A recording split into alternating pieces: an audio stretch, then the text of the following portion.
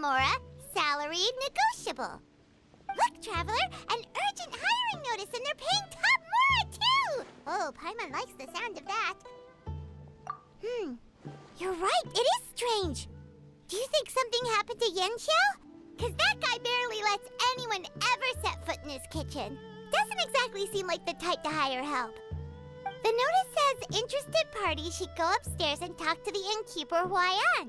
Should we go and see what's up? Well, that. And to check up on Yanxiao, of course.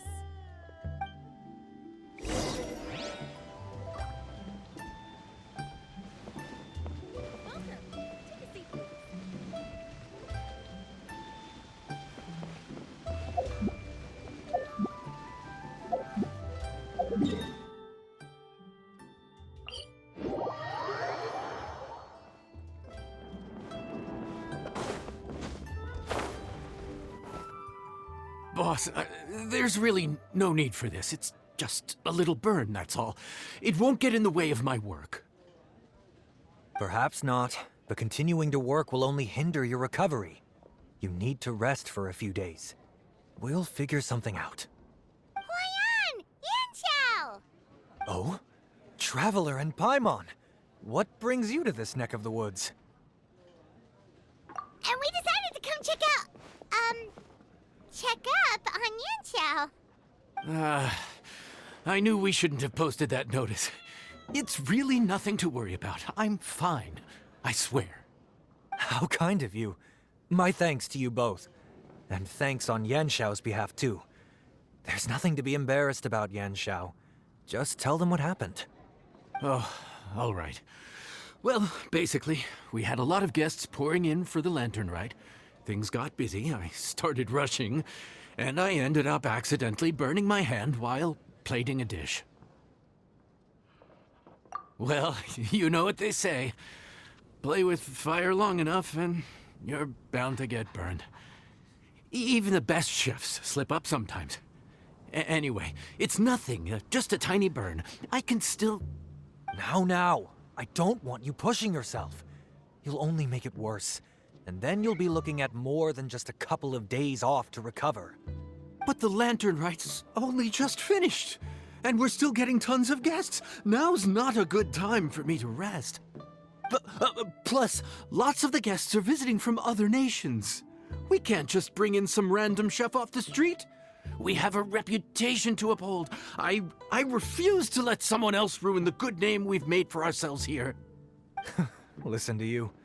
Anyone would think that you're the boss and not me. But he's not wrong. Yanxiao was one of the favorites in the Masterful Chefs tournament. No matter how you look at it, his are big boots to fill. I don't mean to boast, but any chef of my caliber probably has their own restaurant to look after. It's not going to be easy to find someone who's got the skills and has the time to help us out. Looks like we might have to increase the pay we're offering even further. Do we know anyone that's a good chef and has the time to help out? Oh, of course, you! Oh, right. Yes. Now I think about it, I do recall hearing good things about your cooking ability. I suppose I'd added you to my mental list of people who can hold their own in a combat situation, but forgot you can cook. Why are you even keeping a mental list of people who can fight? Maybe a story for another time. More importantly, I'm sure Yanxiao would be comfortable leaving his kitchen in your hands, if anyone's. What do you think, Yanxiao? Well, since it's you, I suppose that's better than anyone else. What do you think, Traveler? Should we do it?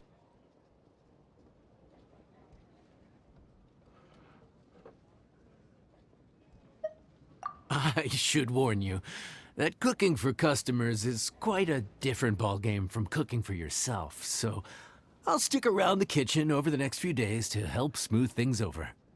Oh, so he's not leaving the kitchen after all? I believe there's some spare kitchenware here at the inn. Boss, would you mind? Of course. I'll take care of it.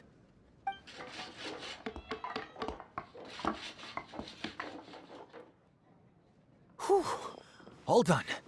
Come, take a look. This was made with your measurements in mind. Ah, it's nothing. A little handicraft and elbow grease goes a long way. All right, Yanxiao. I'll leave you to take it from here.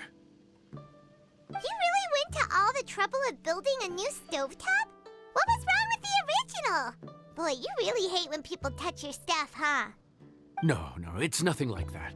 As Boss always says, hire who you trust and trust who you hire. I just thought the original setup might be a little, tall for you. Anyway, as I was saying, cooking for guests is different from cooking for yourself. Not only do you have to execute on taste, aroma, and appearance, but you also need to ensure speed, precision, and consistency. Having the right equipment is a big part of that. Ill-suited equipment doesn't just make the job more tiring, it also slows you down. And paying customers don't have unlimited patience. Sometimes cooking is all about being well prepared. That's how you ensure speed. Okay, and what about precision and consistency? Precision all comes down to using your eyes. Where to slice into a particular cut of meat, how much oil to use, how to tell when a dish is done cooking. When you cook for yourself, you can always add salt if it's too bland or add water if it's too salty.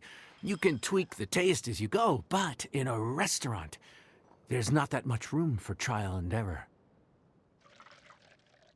Worst case scenario, Paimon can deal with any subpar dishes by making sure they get properly disposed of. The final thing you have to focus on is consistency. You have to be able to handle the most challenging orders with the same level of technique and skill as the easiest ones. This is particularly important when you have guests from all over, each with their own tastes and preferences. You have to cater to their own dietary needs while also giving them the opportunity to enjoy our local delicacies. This last point is making Paimon's head spin. Don't worry. Matter of fact, someone as well-traveled as you may even have a better handle on it than me once you get started. And of course, I'll be around to help you over the next few days. I don't think we'll have any trouble making all our guests feel right at home.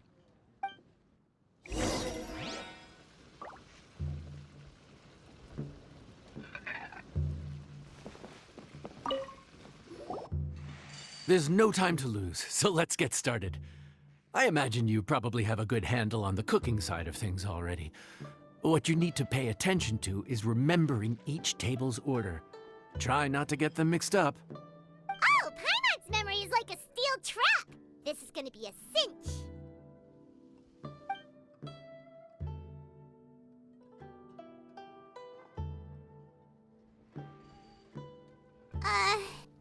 Which ticket are we on again? Table 1 was onions, but no chilies. Table 2 was chilies, but no onions. And table 3 was, table 3 was chilies, but hold the chilies?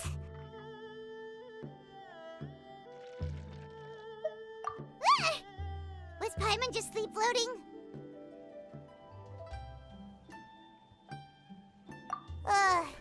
We didn't even get a break in the middle. Paimon's brain has turned to mush. Is it always this busy here? No, but this is peak season. You both did a mighty fine job for your first time serving guests at the inn. Luckily, all our customers were familiar faces this time around, so we didn't get any strange requests. Otherwise, today would have been even more challenging. No strange request? Someone asked for almond tofu drizzled in soy sauce. Even Paimon has never tried that combination. It's a wide world out there. People have all kinds of different tastes.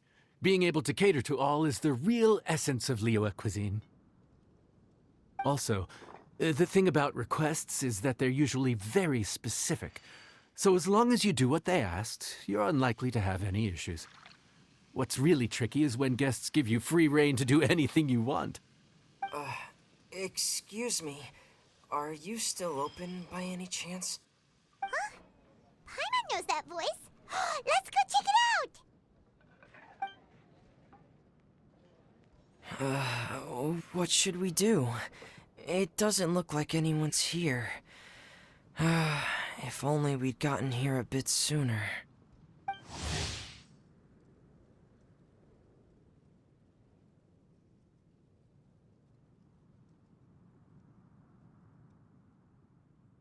It's all right. If we start building a campfire now, we'll be eating before too long.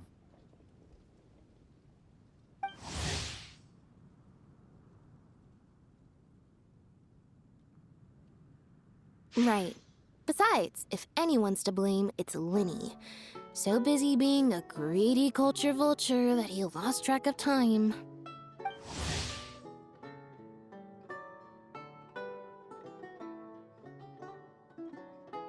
Linny, Lynette, Fremine, it is you! Paimon? So, is the Traveler here?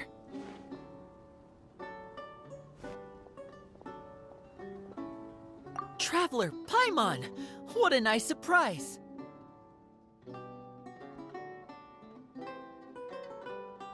Paimon was gonna say the same thing! We're just lending a helping hand at the inn.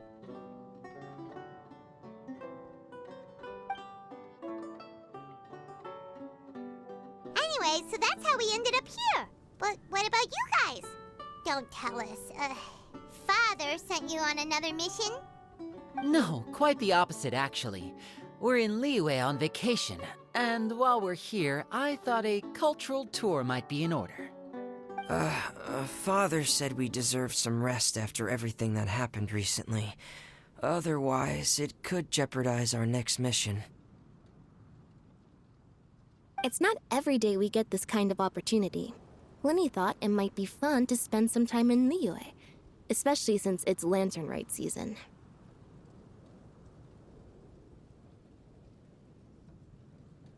We could hardly pass up the opportunity to watch a Liyue-style magic show. Although, I think they call it conjuring here. In our time here, we've seen conjuring tricks incorporated into a Liyue opera show, and even a wushu dance. It was amazing. So, we decided to stay here for a few more days to see what other forms of inspiration this land might have in store for us. We visited Granny Roshin in Chingsa village not long ago, and today we continued our cultural tour in the area around here. In the end, though, we lost track of time. We haven't even eaten anything yet. And speaking of eating, as you know, seafood is a big part of both Liyue and Fontaine cuisine, but it's cooked very differently here. We simply had to try some local seafood after coming all this way. That's another reason why we decided to extend our trip. Oh, need any recommendations? What have you tried so far? That fish one with the misleading name. Sounds bland, but it's drowning in hot chilies. Oh, you mean blackback perch soup? You're right, the name doesn't give much away. It looked and smelled so appetizing that Lynette took a huge mouthful, blissfully unaware that she was about to set her mouth on fire. She could barely speak for the rest of the day after that. Luckily, that wasn't a huge adjustment for her.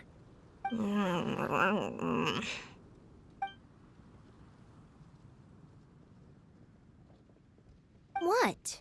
Aren't you guys hungry too? Yes, a little. Yes, I'm ready to eat. Traveler, I'm afraid we'll have to send you back to the kitchen now. Good question. I doubt we'll be able to decipher the menu, so why don't you recommend something? You should be pretty familiar with our tastes. One more thing. Please, if you have a heart, don't make it spicy. This could be an obstacle.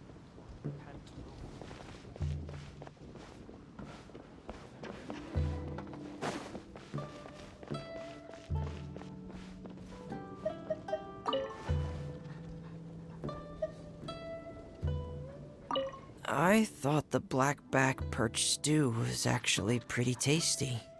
And now that you know it's spicy, you won't be caught off guard, right? Why don't we give it another chance? Once was more than enough.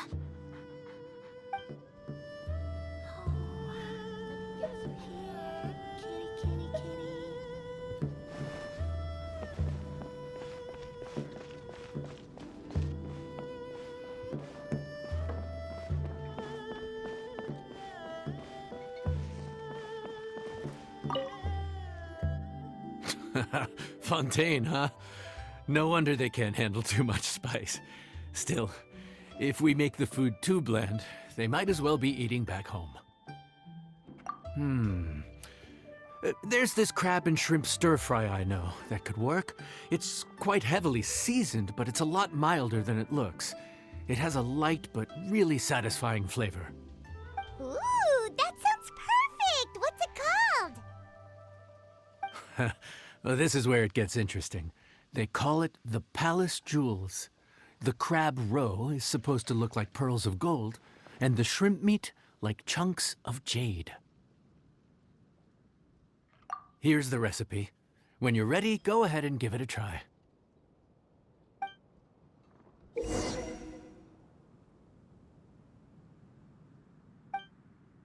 it be true? What I've heard.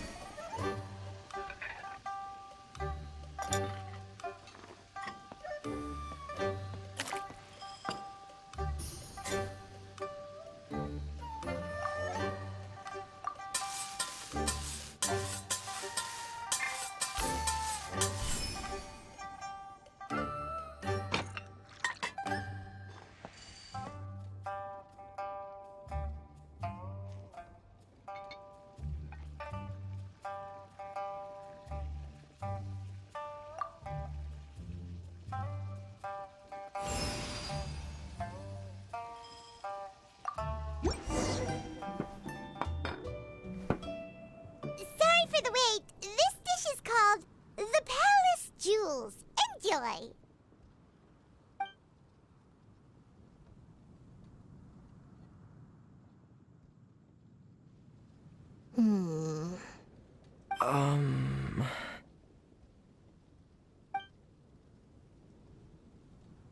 Ah, yes. We meant to say, you two must be tired after a long day of work.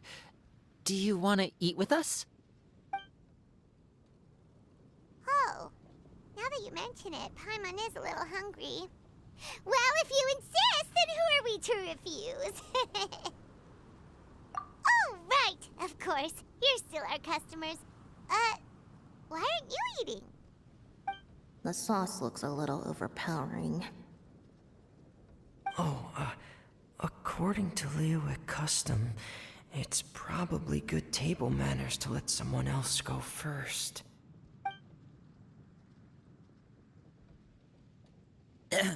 Looks delicious, traveler. I guess I'll dig in first. Here goes. What is it? Do you need some water? No, it's delicious. The flavor is so pure. It's drenched in sauce, but somehow it just enhances the natural flavor of the seafood. Try it for yourselves. All right.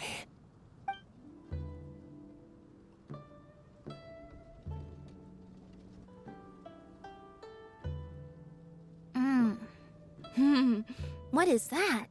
Crab roe? Yep, you have quite the palate, Lynette. No wonder it pairs so well with the shrimp meat. I've never seen it prepared this way before. According to the creator, chewy crab complements succulent shrimp, making a spectacular seafood ensemble with a succulent flavor and luscious mouthfeel. The crab roe glitters like pearls of gold, and the shrimp shines like chunks of jade. Hence its name, the Palace Jewels. So that's where the name comes from. Huh. I suppose it's quite fitting then. Huh. Was Paimon always this well spoken?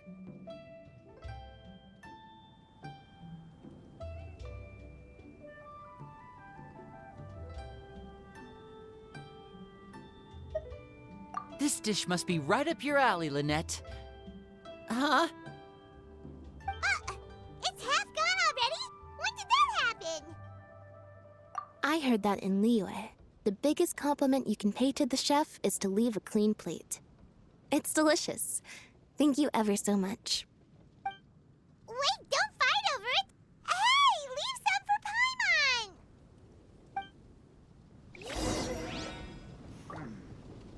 This could be an obstacle. I think I'm finally getting the hang of chopsticks. Yeah. Well, Linny and Lynette picked it up in no time, but they're naturally dexterous. Unlike me, it's taken me a lot longer, but I'm slowly getting there. Oh, speaking of chopsticks, in one of the shows we've seen here, someone performed a conjuring trick using a bowl and chopsticks. So, if I want to be a good magician's assistant, I need to keep practicing.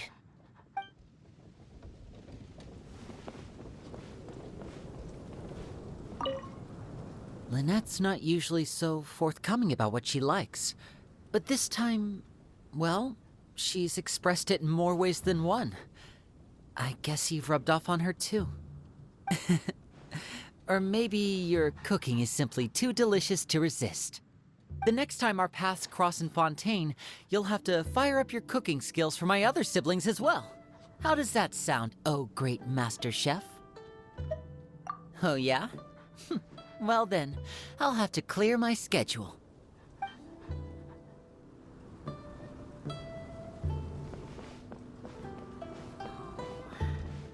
Here, kitty, kitty, kitty.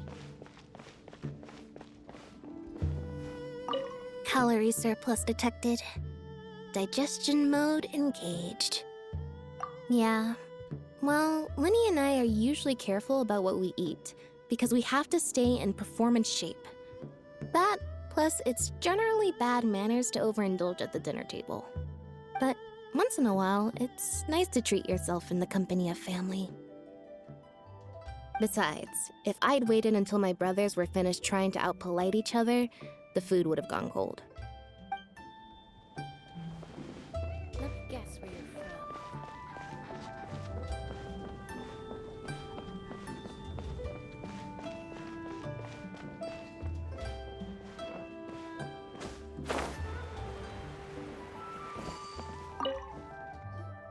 So your friends like the dish, huh? Well done. Not bad at all for your first day on the job. There'll be more to come, so keep it up.